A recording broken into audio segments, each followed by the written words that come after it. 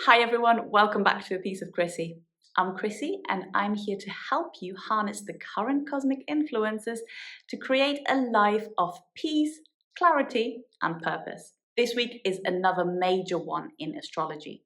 We have the Sun meeting the North Node, a major Venus retrograde moment and a spectacular start to Aries season.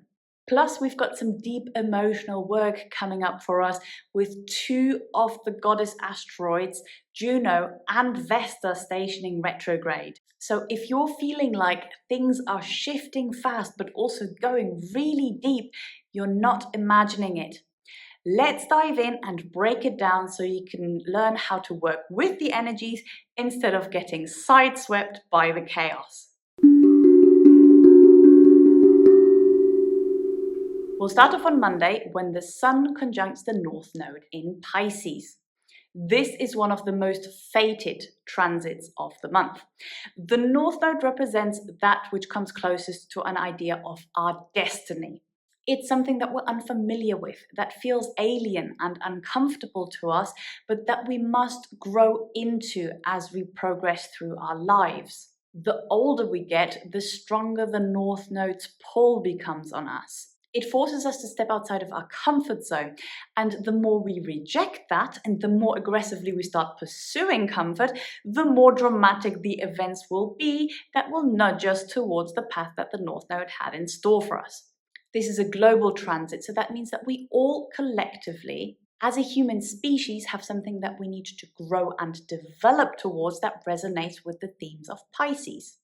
Surrender, compassion, creativity, and spiritual alignment. At the same time, we are stepping away from the themes of the South Node, which is currently in Virgo. And it's very interesting to note that we have just come out of a lunar eclipse in Virgo, which has forced so many of us to reorient ourselves and create new daily lives and habits. Think of it like the lunar eclipse closing a door to a path that we were on that wasn't in our highest alignment. And now the Sun merging with the North Node is opening a new door, or two or three doors, to create a new path that wasn't previously visible to us, or that maybe we were too stubborn to see because we were so fixated on the last one. If you've been unsure about your next steps, then the universe might just drop a hint on your lap on Monday. Stay aligned, follow your intuition, and follow that which feels good. Remember that Mercury is still in retrograde, so you're not going to be able to think your way onto that new path. Instead, you're going to have to feel your way and intuit your way into it. Any practices that help you connect to the unconscious part of you are going to be very helpful during this time. This could be something like pulling an oracle or a tarot card. If you do that, I would encourage you not to rush to read and look up the meaning of the card that you pulled, but instead to sit with it, contemplate it, look at the imagery, and just notice what comes up intuitively for you, because that's going to be much closer aligned with the message that is meant for you. Or another tool that you might like to use is automatic writing, which is where you just sit down and you just write. You're not allowed to pause. You are not allowed to take the pen off the paper. You just keep writing everything that comes into your head. Even if all you can think about is, I don't know what to write, then you just write that over and over and over and over until eventually something new will enter your mind. And you might even find yourself entering a kind of flow state as you progress with that and as you go into that. It is actually a form of channeling, and you may end up very, very surprised by what ends up on the paper by the end of the exercise. Remain open to any unexpected guidance on Monday. This is not a time to dig. This is a time where the next step finds you. You just need to be able to spot it when it lands in front of you.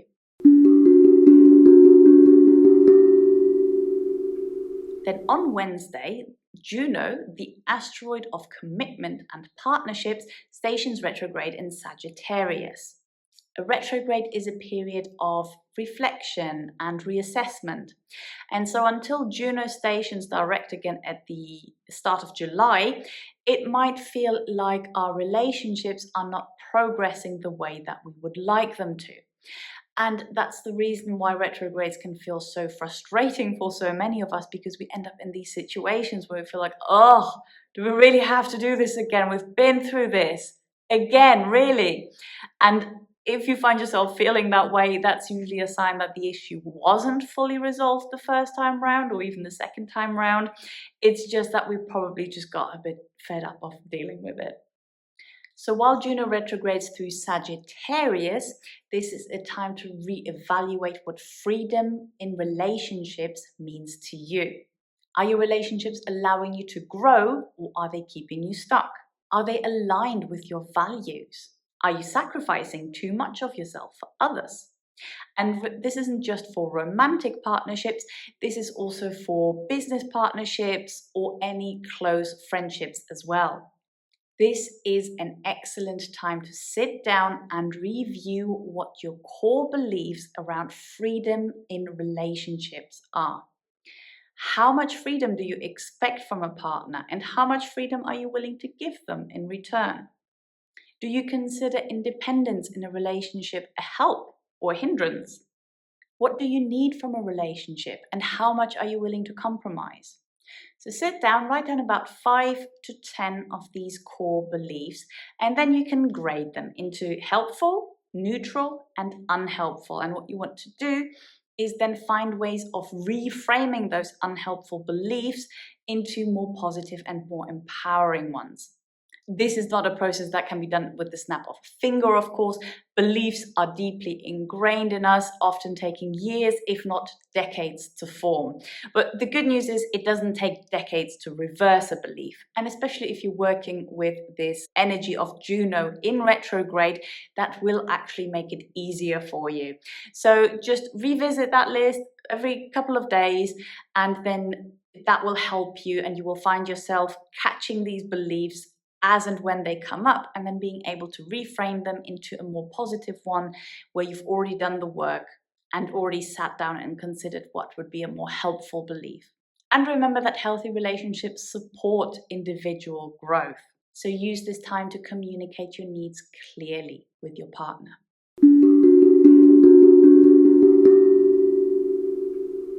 Thursday is a major transition day. The Sun meets Neptune, the ruler of Pisces, at the very last degree of Pisces. Every zodiac sign ranges from 0 to 29 degrees, so anything that happens at either 0 or 29 degrees happens at the extreme end of that sign, and so it often manifests in a relatively extreme kind of way. So this is going to be an ultra dreamy, intuitive, and possibly even confusing moment. You might feel a mix of inspiration and uncertainty, like you can sense there's this big picture thing looming, but you just can't quite see what it is and you can't quite put your finger on it. And then, boom, the Sun goes into Aries, the energy shifts completely, and we are all of a sudden fired up and ready to take action. And everything all of a sudden becomes a lot clearer. And there are several ways in which this can manifest.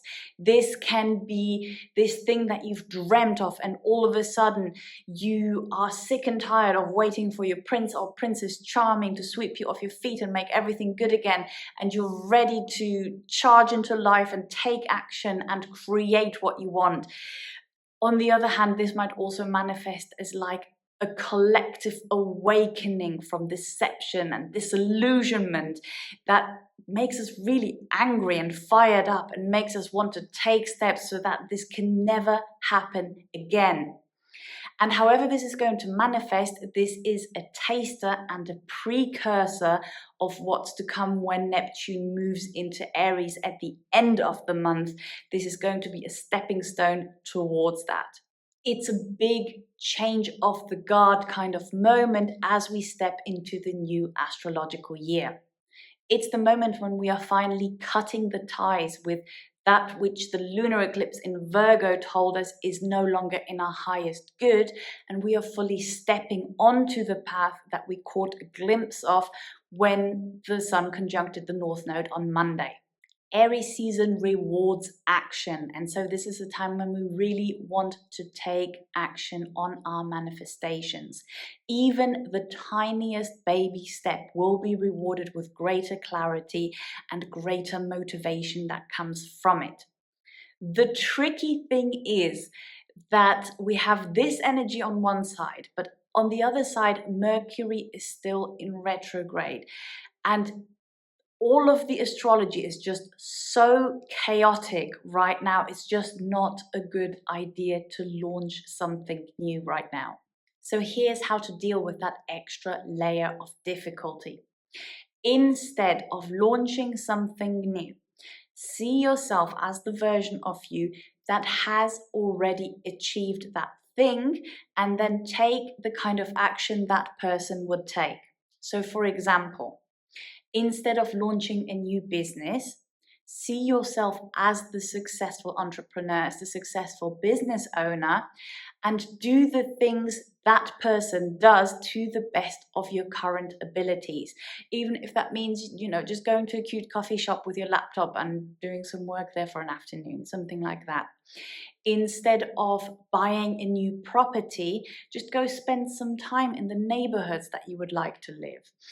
Instead of quitting your job and moving to India to live in an ashram.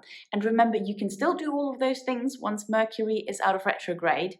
Go get a bundle of yoga classes in a few of your local studios. Take actions that are aligned with the version of you that already has these manifestations, but without the commitment, at least for now. Vesta represents devotion, sacred rituals, and inner fire. With her stationing retrograde in Scorpio, it's time to re-examine where your energy is flowing into.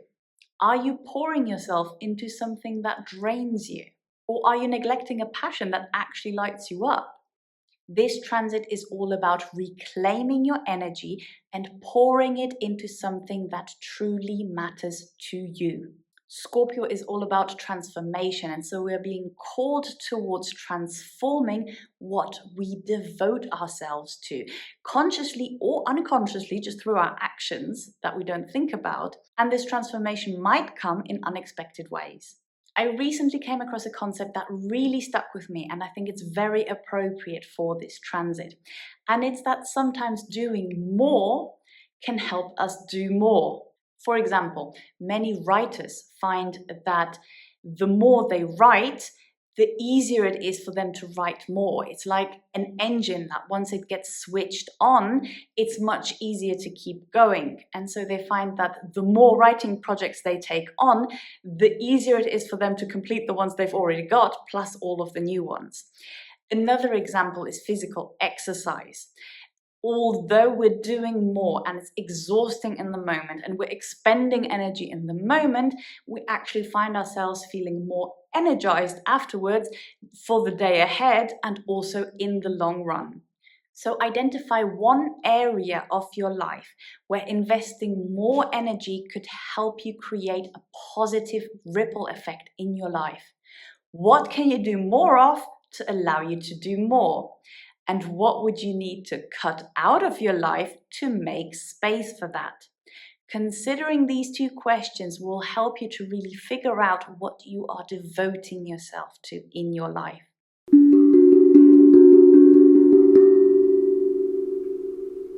Sunday is big for relationships and personal transformation. The Sun meets Venus retrograde in Aries, bringing major realizations about self-worth, love, and what you truly desire.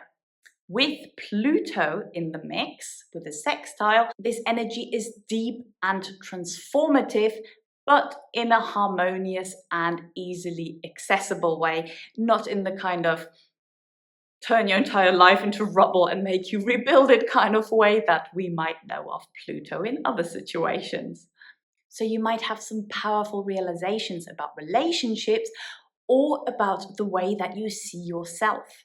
If something isn't aligned, you will find yourself naturally gravitating away from it. But this is also an incredible opportunity to reclaim your power in love and creativity. And remember that all consideration of love and value have to start with self-love and self-worth. And that's always the case, but especially so when Venus is in retrograde. We really have to dig deep and start with ourselves before we can expect any of these things to manifest in our outer circumstances. This is a time to truly express yourself through art, through writing, or just through a heartfelt conversation with a loved one. Set intentions around themes of self-worth, creativity, and love. Focus on what brings you joy, because we need that little bit of respite after all of the chaos that's already unfolded, and there's more chaos to come. Focus on the joy. Write down 3 things that you love about yourself to further reinforce these themes of self-worth and self-love. So as you can see, this week is all about big shifts. We're stepping into Aries season, reassessing our commitments, realigning with destiny. It's a combination of intuition and action, of deep inner work and bold new beginnings. Remember that these transits will affect everybody differently. So pay attention to the areas of your life that are most activated this week. Let me know in the comments which transits you're most excited or nervous about this week. And don't forget to like and subscribe so you don't miss next week's forecast. If you would like some personalized insights and personalized guidance on how these transits will affect you, head on over to my website where you can book a consultation. I would love to dive deeper with you. Thanks for watching, and I'll see you next time.